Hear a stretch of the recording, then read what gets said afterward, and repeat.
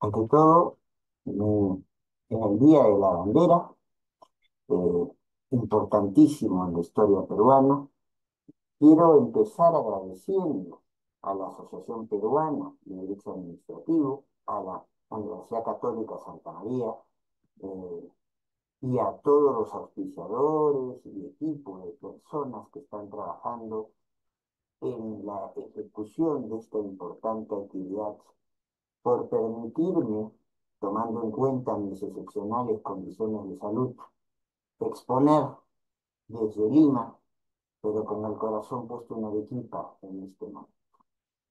Definitivamente, vaya mi agradecimiento también a todas las autoridades que han estado presentes en esta actividad, a los auspiciadores del presente congreso, sin el cual no sería posible, y a quienes de una u otra manera vienen garantizando el mejor desarrollo mismo, a los queridos colegas que vienen de diferentes partes del país o del extranjero, a darnos a conocer sus puntos de vista para poder aprender de perspectivas de otros y así intercambiar posiciones, que es lo que enriquece a todos.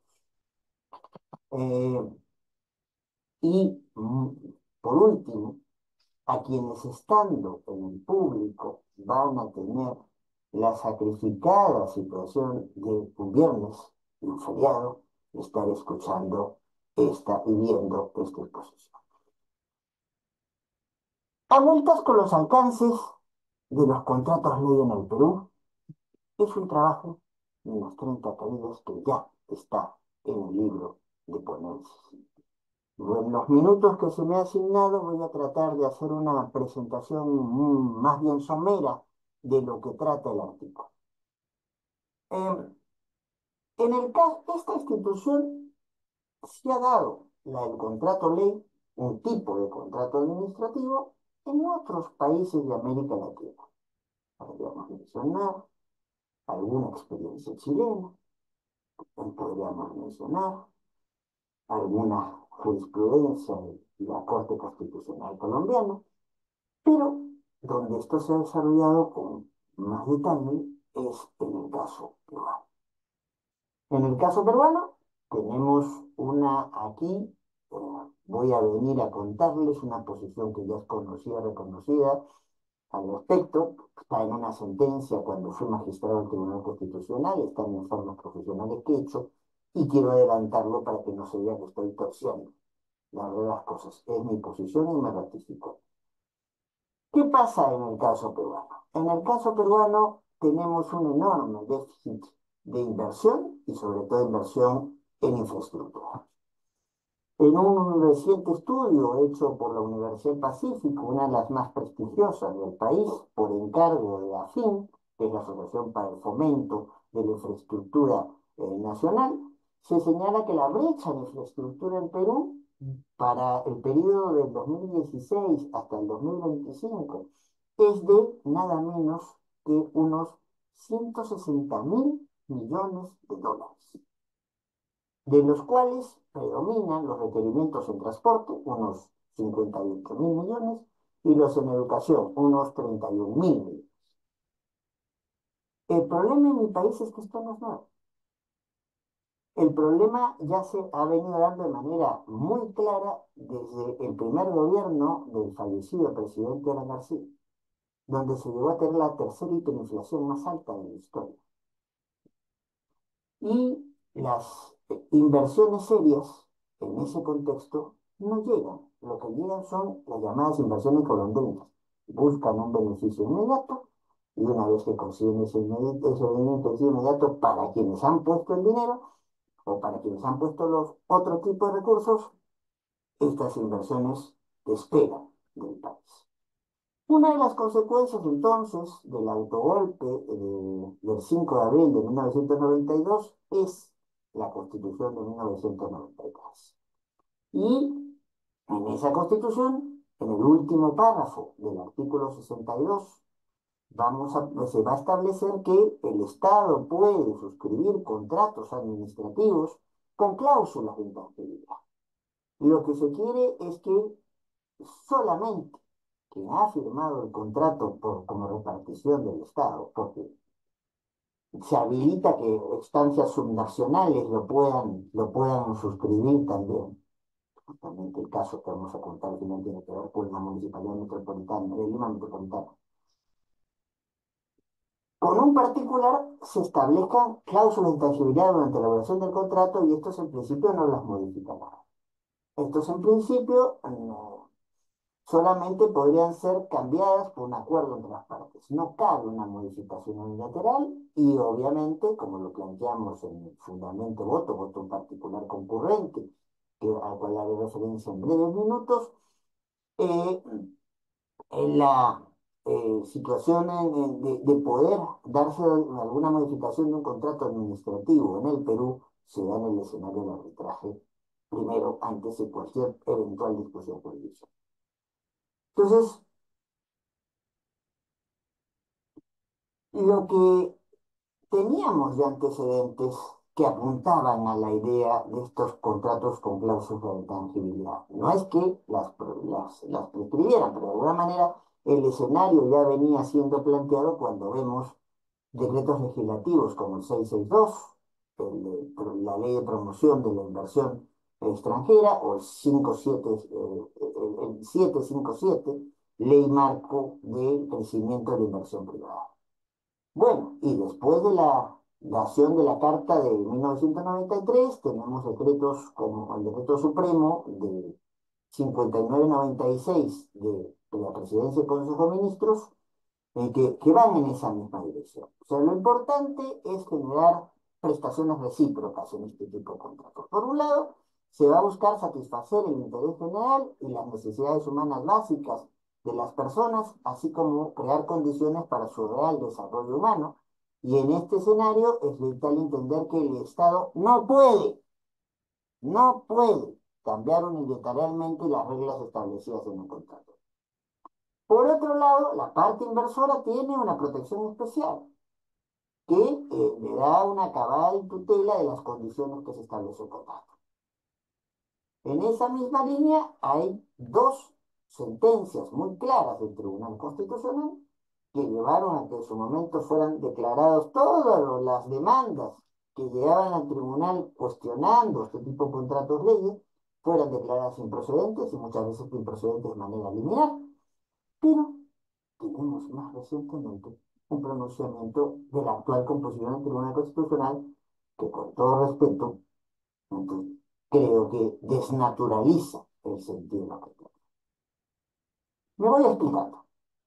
En el primer caso significativo al respecto es el caso conocido más bien como el caso Telefónica. Para los memoriosos, la sentencia de una demanda de inconstitucionalidad, la 005-2003, entonces, donde un grupo de congresistas consideraba que una ley, la 26.285, que consagraba un contrato de ley con Telefónica, eh, violaba una serie de hechos. Entonces el tribunal va a hacer ahí una larga sentencia, decir dos cosas muy claras. Primero, las características que deben darse en un contrato de ley. Lo que hemos hecho referencia, las prestaciones recíprocas, la cláusula de inteligibilidad, entonces, pero además va a decir que al Tribunal Constitucional no le toca cuestionar las cláusulas de un contrato. Importante, lo dejo ahí sentado. Hubo intentos para modificar el artículo 62 de la Constitución que regula los contratos ley y permitir la modificación de contratos ley bajo ciertas causales, pero eso nunca logró materializarse. Ahora, en el contexto de la pandemia de COVID-19, se da la ley 31.018. Esta ley que planteaba la idea de eximir del pago de peajes establecidos con una concesionaria por un contrato ley, pues, eximir del pago, con lo cual significaría modificar las cláusulas del contrato ley correspondiente. ¿Por qué? Porque hay personas que tienen que movilizarse por más que haya pandemia, por más que en algún momento hubo confinamiento de las personas en sus casas, Perú fue uno de los países que más padeció y que hay que decirlo, peor manejó el tema de la pandemia. Y en ese escenario, las personas solamente salían aquellos que tenían que hacerlo, pero que estaban en situación de alto riesgo. Enfermeras, médicos, o enfermeros, médicas, policías. Y bueno, se da la ley. Y esto en invocación a la libertad de tránsito. Pero pequeño detalle, ya desde 1979 existía una norma que habilitaba precisamente salvoconductos para todas esas personas en situaciones normales y con mayor razón en situaciones de emergencia.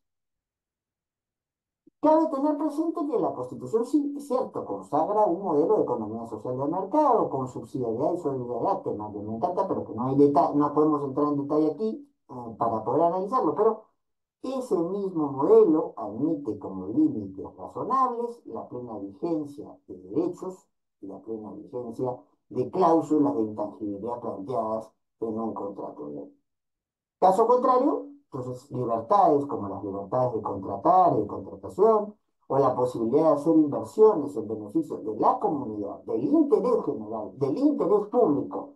Estoy ahí con Jorge Ganós, en que no es necesario hacer diferencias entre interés público e interés general, aunque eso sé que es polémico, en situaciones donde justamente lo que se va a poner en riesgo es la posibilidad de hacer inversiones en beneficio de la comunidad. Y además, si ya tenían salvoconducto las personas, ¿cuál es el sentido de esta ley? Por unanimidad. Entonces, por estas y otras consideraciones, nuestra composición del tribunal, en la cual me tocó el honor de ser vicepresidente, declaró por unanimidad que la ley 31.018 era inconstitucional. Por si acaso, hicimos un voto particular concurrente o fundamento voto, como lo llamamos en el Perú, donde se indica, miren, frente a este contexto, no hay que olvidar que no es en el Perú, a diferencia de muchos otros países, no es en el escenario jurisdiccional donde se discuten las controversias de los arbitrajes. A tal caso, para eso se va a digamos, perdón, las diferencias de las controversias en los contratos. Se va al escenario arbitral. Así lo dice específicamente nuestra ley de contrataciones y su reglamento. Por lo cual, como consecuencia de ese voto, las, las posiciones distintas se alinearon y la postura del Tribunal Constitucional fue de ahí en adelante improcedente la demanda cuando se plantea una serie de reclamos, sobre todo contra contratos ley, contra peajes, alegando libertad de tránsito. Puede que usted tenga razón, pero este no es el sitio donde se discute eso. Con el crecimiento de Lima metropolitana, que ya con el Callao, aunque a algunas personas esto no les guste mucho, son parte de una misma unidad, lo que llegamos es que los peajes establecidos con una pauta de contrato ley, algunos de ellos van a quedar en medio de algunas zonas de la ciudad. Aquí hablamos en el Perú de distritos. Otros países hablarían de barrios. Acá el barrio es una cosa más restringida. El distrito es una subcircunscripción que compone las ciudades o las provincias. El distrito de Puerto Piedra crece en la zona que se llama Shangri-La, muy significativo el nombre, y allí queda una caseta de peaje dividiendo la mitad del distrito. Los vecinos obviamente se quejan. La alternativa era muy clara. La alternativa menos gravosa para no desactivar la caseta de peaje era darle un salvoconducto a los vecinos. Y no estoy planteando ninguna fórmula que sea novedosa. Ya desde el 79, del año 1979, de hace más de casi ya unos 45 años justo, tenemos salvoconductos planteados para precisamente evitar el pago de peajes a cierto tipo de personas. Pero bueno, aquí llega el señor Paraísamán León, Ramón Paraísamán León, y plantea con la nueva composición del Tribunal Constitucional. Yo soy muy amigo de Francisco Morales y mucha gente del Tribunal Constitucional, pero soy más amigo de la verdad. Y con todo respeto, creo que han hecho una solución interesante, pero equivocada. Para Isamán, ¿qué es lo que plantea? Él plantea que se derriben los peajes. La caseta de peajes de Puerto Piedra, para ser más estricto. Y el tribunal lo que resuelve es una cosa distinta a lo que plantea para Isamán. El tribunal lo que resuelve es que se suspende el cobro de todos los peajes. ¿Dónde quedó allí? También el juez constitucional tiene que hacer, aplicar el iura no curia, que en el escenario de los procesos constitucionales de la libertad tiene la connotación de aporte mexicano, llamarse suplencia de la queja de justicia. Pero no, aquí se plantea una cosa y se resuelve una cosa completamente distinta. Se resuelve lo que el alcalde de Lima Metropolitana, que por cierto había ratificado ese contrato de ley cuando él era regidor, ha había esbozado al respecto. ¿Saben qué? Dejemos de cobrar los peajes. Y eso es lo que resuelve el tribunal. Y resuelve el tribunal cuando hay en ese momento dos arbitrajes internacionales resolviendo el tema. Uno en un citral y otro en el CIAO. Para mayor complicación para el Estado peruano, en el transcurso que se está viendo este caso, poco tiempo después, si se quiere, se conoce el resultado del arbitraje social. El Estado peruano, por esta suspensión de cláusulas del contrato ley y no permitir cobrar peajes a la concesionaria Rutas de Lima, le obliga a tener que pagar una cobertura de 91 millones de dólares. Así como lo estamos escuchando.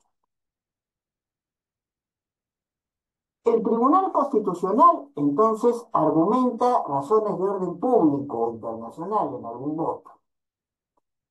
Entre líneas está que Rutas de Lima, la concesionaria, tuvo como componente principal a la empresa Odebrecht, conocido en buena parte de América Latina por haber hecho pues actuaciones de soborno a altos funcionarios para conseguir la construcción o la administración, la concesión de importantes obras públicas.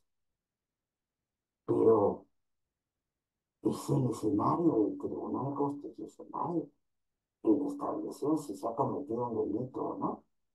¿No es esa una competencia del fiscal? ¿No es esa la competencia realmente con el fiscal planteando su dictamen, la competencia de un juez o una juez? Lo dejo ahí. Además, no se plantean medidas alternativas. La misma ruta de Lima establece la posibilidad que hay vías alternativas que en rigor, ponerlas en práctica era responsabilidad de la Municipalidad de Lima Metropolitana y no lo hace. Tampoco se avala alternativa menos gravosa, como os he explicado. Es discutible en términos formales si el señor Paraísamán León tenía legitimación procesal para plantear esto. ¿Por qué? Porque el autodenominado nuevo Código Procesal Constitucional solamente admite la posibilidad de legitimación de intereses difusos, vecinos de Puente Piedra, o gente que recorre Puente Piedra para que no sean intereses colectivos, solamente la admite formalmente los procesos cumplidos. Primo hermano del mandamos. ¿No?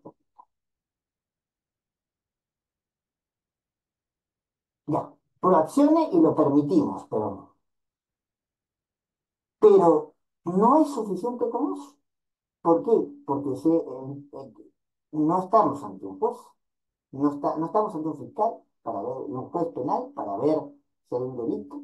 no estamos ante entonces a una autoridad que sea competente para pronunciarse en sede de habeas corpus, ni siquiera se intentó una reconversión del proceso en amparo que podía haberlo hecho el tribunal.